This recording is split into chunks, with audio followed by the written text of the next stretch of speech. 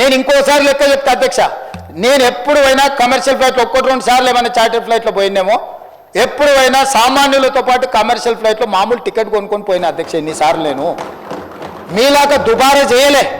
ఏడికి పోయినా దేవుడికి మొక్కుతే గవర్నమెంట్ పైసలు ఇస్తాం, మొక్కుడేమో ఈయన, పైసలేమో గవర్నమెంట్వి. కిలోల కొద్ది బంగారము మొక్కు ఏదైనా ఉంటే వ్యక్తిగతం అధ్యక్ష.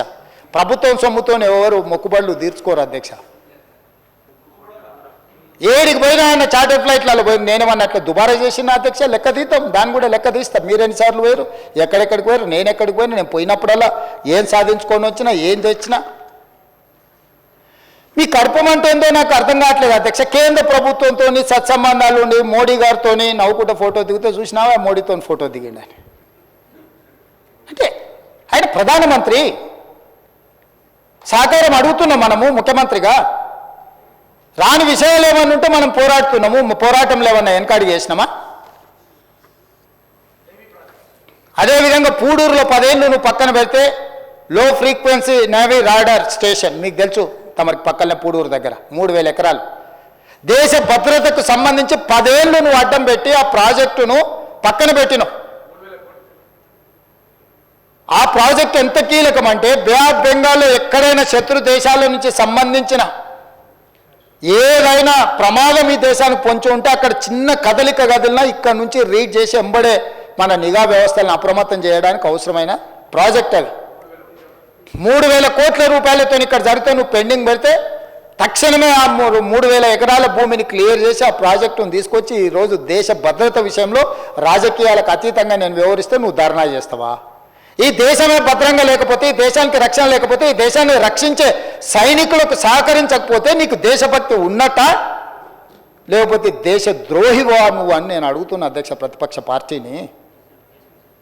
నాకేముంది అధ్యక్ష, అక్కడ నేవీ లో ఫ్రీక్వెన్సీ నేవీ రాడార్ స్టేషన్ కడితే నాకేమైనా కాంట్రాక్ట్ వస్తుందా అధ్యక్ష? ఈ దేశ భద్రత అధ్యక్ష. రాజ్నాథ్ సింగ్ గారు, నరేంద్ర మోడీ గారు వాళ్ళ ఇంటి కోసం కట్టడం లేదు కదా అధ్యక్ష. రాహుల్ గాంధీ గారు లేకపోతే ఇంకొకరు వాళ్ళ కోసం కట్టట్లేదు కదా అధ్యక్ష.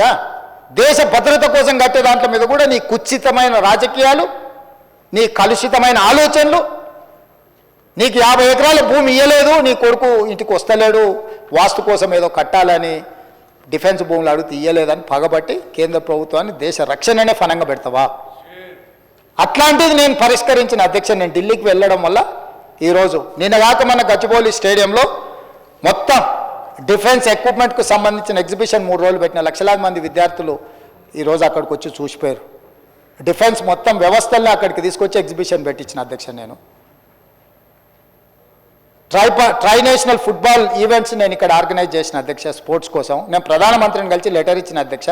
2036లో జరగబోయే ఒలింపిక్ గేమ్స్ మా హైదరాబాద్ నగరంలో నిర్వహించాలి. క్రీడాకారులను మేము తయారు చేస్తాం. మేము young India sports university, young India sports అకాడమీని స్టార్ట్ చేసినాం. సౌత్ కొరియాతో ఒప్పందం చేసినాం, ఆస్ట్రేలియాతో ఒప్పందం చేసినాం. క్రీడాకారులను ఉత్పత్తి చేసే రాష్ట్రంగా తెలంగాణ ఉంటే దేశంలో ఉండే ఏ క్రీడాకారునికైనా మేము శిక్షణ ఇచ్చే వ్యవస్థ తెలంగాణ రాష్ట్రంలో చేస్తున్నాం. మాకు అవకాశం ఇవ్వడానికి కేంద్ర ప్రభుత్వాన్ని నేను అడగొచ్చిన. స్పోర్ట్స్ మినిస్టర్ విజిట్కి వస్తున్నాడు. స్పోర్ట్స్ మినిస్టర్ కొన్ని ఫండ్స్ కూడా మనకు రిలీజ్ చేస్తా అని ఒప్పుకున్నాడు అధ్యక్ష మాల్వియా. సో మా రిలేషన్ రాష్ట్ర ప్రయోజనాలకు ఉపయోగపడాలి, రాష్ట్రాన్ని అభివృద్ధి పదం వైపు నడిపించాలని మేము ప్రయత్నం చేస్తుంటే మీరు అందులో కూడా మీ వంకర ఆలోచనలనే పెట్టి వంకర టింకర్గా ఆలోచన చేసి ఎంతకాలం ఈ వంకర టింకర రాజకీయాలతో బతుకుతారు, కాలం వెల్లదీస్తారని నేను అడగదలుచుకున్నా అధ్యక్ష. అదేవిధంగా అధ్యక్ష పెట్టుబడులు శ్రీధర్ బాబు గారు నేను ముఖ్యమంత్రి అయిన 1.5 మంత్లనే దావోస్కి వెళ్ళాం. 40,000 కోట్ల రూపాయలు పెట్టుబడులు తెచ్చినాం. ఆ తర్వాత మొన్న 2025 జనవరిలో వెళ్ళాం. 1,78,000 కోట్ల రూపాయలు పెట్టుబడులు తీసుకొచ్చినాం. ఈ 15 నెలల 2,20,000 కోట్ల రూపాయలు మేము పెట్టుబడులు ఈ రాష్ట్రానికి తీసుకొచ్చినాం. అమెజాన్ లాంటి కంపెనీలు 60,000 కోట్లు తెలంగాణ రాష్ట్రంలో పెట్టుబడి పెట్టింది బికాజ్ ఆఫ్ అవర్ పాలసీస్. 10 ఏళ్ళు నువ్వు పాలసీ లేకుండా ప్రభుత్వాన్ని నడిపినాం. నచ్చితే నజరానా లేకపోతే జుర్మానా విధానంతో తెలంగాణ రాష్ట్రాన్ని మొత్తం సర్వనాశనం చేసినాం. నచ్చితే నజరానా లేకపోతే జుర్మానా విధానాన్ని రద్దు చేసి తెలంగాణ స్టేట్ గవర్నమెంట్ ఒక పాలసీ ఉన్నది, పాలసీ ఫ్రేమ్లో ఎవరు వచ్చినా వాళ్ళందరినీ మేము ఆదుకుంటాము లేకపోతే అవకాశాలు ఇస్తామని చెప్పి ఎన్ని పాలసీలు చేసినాం అధ్యక్ష? ఎంఎస్ఎంఈ పాలసీ చేసినాం ఐటీ అండ్ ఇండస్ట్రీస్ నుంచి, clean and green energy policy చేసినాం ఎనర్జీ డిపార్ట్మెంట్ నుంచి, టూరిజం పాలసీ చేసినాం అక్కడి నుంచి, మైన్స్ పాలసీ చేసినాం, భూభారతి పాలసీ లా చేసినాం.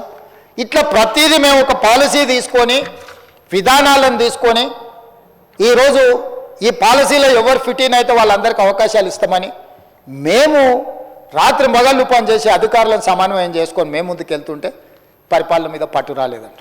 పట్టు అంటే ఏంది అధ్యక్ష? ఉత్తగానే ముద్ర వేసి రాజయ్య గారిని ఉప ముఖ్యమంత్రి పదవి నుంచి తొలగించినట్ట, ఈటెల రాజేందర్ని ఎత్తి బయట పడేసినట్ట, నువ్వు పెట్టిన దొంగ సంతకాలు పెట్టకపోతే అధికారులను తీసేసినట్ట. ఏంది పట్టు అంటే?